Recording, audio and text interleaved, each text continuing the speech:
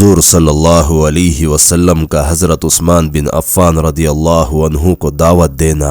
بسم اللہ الرحمن الرحیم۔ حضرت عمرو بن عثمان کہتے ہیں کہ حضرت عثمان رضی اللہ عنہ نے فرمایا کہ میں اپنی خالہ عروہ بنت عبد المطلب کے پاس ان کی بیماری کے بارے میں پوچھنے گیا۔ کچھ دیر بعد حضور صلی اللہ علیہ وسلم وہاں تشریف لائے تو میں آپ کو غور سے دیکھنے لگا اور آپ کی نبوت کا تھوڑا بہت تذکرہ ان دنوں ہو چکا تھا۔ آپ نے میری اور متوجہ ہو کر فرمایا، اے عثمان، تمہیں کیا ہوا؟ مجھے غور سے دیکھ رہے ہو؟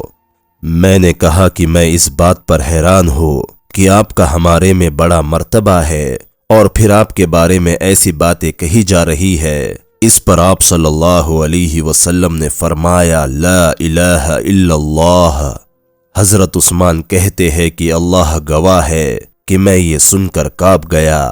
پھر آپ نے سورہ الذاریات کی یہ آیت تلاوت فرمائی، اور تمہاری روزی آسمان میں ہے جس کا تم سے وعدہ کیا گیا، سو قسم ہے آسمان اور زمین کے رب کی کہ یہ بات تحقیق ہے جیسے کہ تم بولتے ہو۔